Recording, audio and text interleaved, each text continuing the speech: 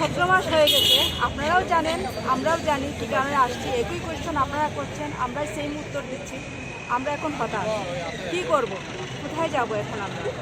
17 মাস হয়ে গেছে, আমাদের রেজাল্ট এখনও পাবলিশড হয়নি। আমরা এসটিজিটি কোয়ালিফাই করেছি আমরা সবাই।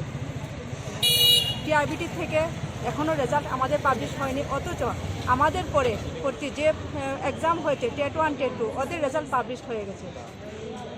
আমরা শুনতে পাচ্ছি যে এটা আইনি জটিলতা আছে, এটাও নেই।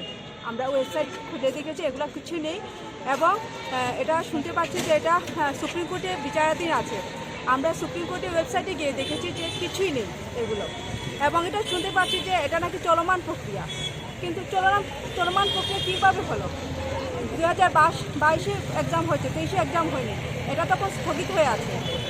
তো আমরা এখনও আশাবাদী সরকারের কাছে যে আমাদের যে এই যে এসটিজিটি যে এক্সাম যে হয়েছে এটা রেজাল্ট অতি সত্বর পাবলিশ করা হবে এবং আমরা যা যা কোয়ালিফাই হয়েছি আমাদেরকে নিয়োগ করা হবে।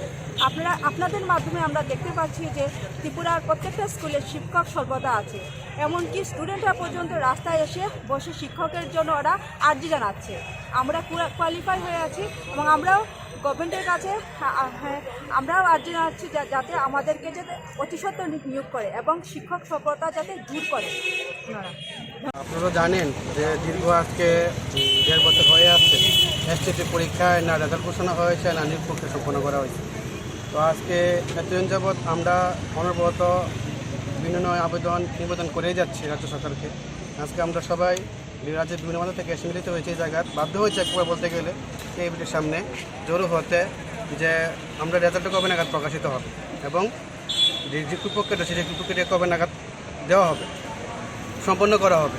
কিন্তু আমরা দেখতে পাচ্ছি টিআরবিটি বোর্ড আপনার এক্সাম নেওয়ার পর 2022 সালে সেপ্টেম্বর মাসে এখনও অবধি না রেজাল্ট দেওয়া হচ্ছে না রিক্রুটমেন্ট প্রসেস কমপ্লিট করা হচ্ছে।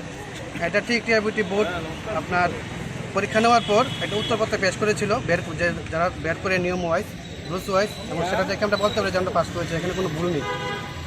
তো তারপরে আজকে আমরা দেখতে পাচ্ছি সংবাদ মাধ্যমের দ্বারা যে শিক্ষক সংখ্যা অনেক বেড়ে গেছে, বিশেষ করে মাধ্যমিক স্তরের। আপনারা জানবেন যে 9-10-এর মানে লেভেলের শিক্ষক নিয়োগ বলতে গেলে আমরা লিখে আনছি এখানে প্রায় 612 জন মাত্র রিক্রুট হয়েছে গত 5 বছর, যেটা খুবই একদম অল্প মাত্রা এবং তার থেকে বেশি অবসরে চলে যাচ্ছে।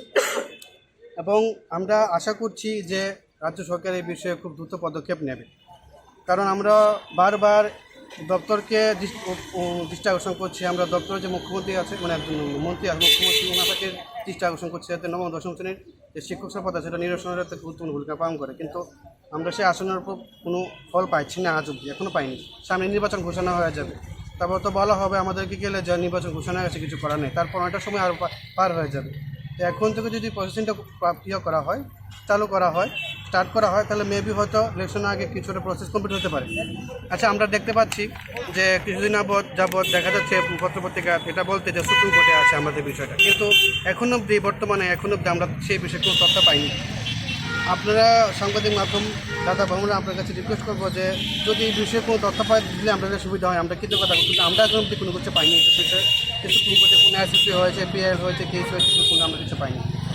তো যেহেতু রিজার্ভেশনে নিয়ে কেস হয়েছিল, যেটা আপনারা ভালো করে জানেন, সেটা জাজমেন্ট হাইকোর্ট দিয়ে দিয়েছে। রিজার্ভেশন মানে অনায়াসে পোস্ট ইনক্রিজ করে যতজন কোয়ালিফাইড করেছে সবাইকে রিক্রুট করতে পারে গভর্নমেন্ট এবং ডিপার্টমেন্টে। তো আপনারা মূলত এটাই বলতে পারি যে আমরা বারবার মিলিত হচ্ছি এই জায়গায়, মিলিত হয়ে অনবরত দৃষ্টি আকর্ষণ করছি রাজ্য সরকারকে, এবং আমরা মন্ত্রিসভা সহ রাজ্যের বিভিন্ন জায়গায় যে মানে রাজ্যে শাসনভার যে চালাচ্ছে ওনাদেরকে রিকোয়েস্ট করছি যাতে এসটিটি বিষয়টা একটু মানবিক দৃষ্টিকোণে রাখার জন্য। অনেকদিন হয়ে গেছে, আমরা যদি এই পরীক্ষা রিক্রুটমেন্ট প্রসেস কমপ্লিট না হলে তো করে পরীক্ষা নেওয়া হচ্ছে না, একই কাছে টেটে দিকে একই অবস্থা। তো সবাই বলে এটা চলমান প্রক্রিয়া, কিন্তু সে চলমান প্রক্রিয়া আজকে স্তব্ধ হয়ে আছে, আচ্ছা বহুদিন যাবত স্তব্ধ হয়ে আছে। আচ্ছা, এই 15 মাসের মধ্যে কবার আপনারা কার কাছে গিয়েছেন, কতবার ডেপুটেশন দিয়েছে? ডেপুটেশন কতবার দিয়েছি সেটা অগণিত, সেটা বলা যাবে না, অনেকবার দিয়েছি। আপনারা দেখতে পাচ্ছেন প্রাক্তন যে শিক্ষামন্ত্রী ওনার বাড়িতে আমরা প্রায় গিয়েছি, আমরা তো আগে একজন শিক্ষামন্ত্রী পেতাম যে ছিল যে আমরা ওনার কাছে পার্টিকুলার বলতে পারতাম, কিন্তু এখন তো সিএম স্যার কাছে এমনিও পাইনি। আমরা অনুভূত বিভিন্ন মধ্যে তারে ঘুরছি, কিন্তু সবাই এটাই বলছে দপ্তরটা সিএম স্যারের উনি সবে পুরোনি, উনি শেষ সিদ্ধান্ত নেবেন, কিন্তু আমরা কোনো জায়গায় গিয়ে কোনো সুরাহা পাচ্ছি না। এই কারণে আমরা এখানে আবার মিলিত হয়েছি। যদি রিক্রুটমেন্ট প্রসেস কমপ্লিট না হয় আমরা অনুভূত রিকোয়েস্ট করে যাব। কিছু করার নেই, আমাদের আছে কোনো রাস্তাও নেই। আজকে কার কাছে এসেছেন? আজকে তো আমরা ডাইরেক্টরের কাছে এসেছিলাম, ওনাকে একটা রিকোয়েস্ট মেমো সাবমিট করবো, রেজাল্ট অতি সত্তর NC Sharma sir, second education director, ওনার কাছে রিকোয়েস্ট করবো যাতে as early as possible result declare করে নিয়োগ প্রক্রিয়া সম্পন্ন করে। এখানে আমরা সব মিলিত হয়েছি, এখানে কেউ রাজনীতি করতে আসেনি। আমরা সবাই বলতে গেলে এখন সবাই যারা বেকার যুবক যুবতী ST কোয়ালিফাইড 2022 সালের। তো আমরা বিনম্রপূর্বক আবেদন করবো সরকারের কাছে যাতে অতি সত্তর রেজাল্ট আপনার আগে ইলেকশনের আগে যাতে রেজাল্ট পাবলিশ করে নিয়োগ প্রক্রিয়া সম্পন্ন করে। Subscribe to Tripura Info and press the bell icon so that you never miss any latest updates and news on Tripura.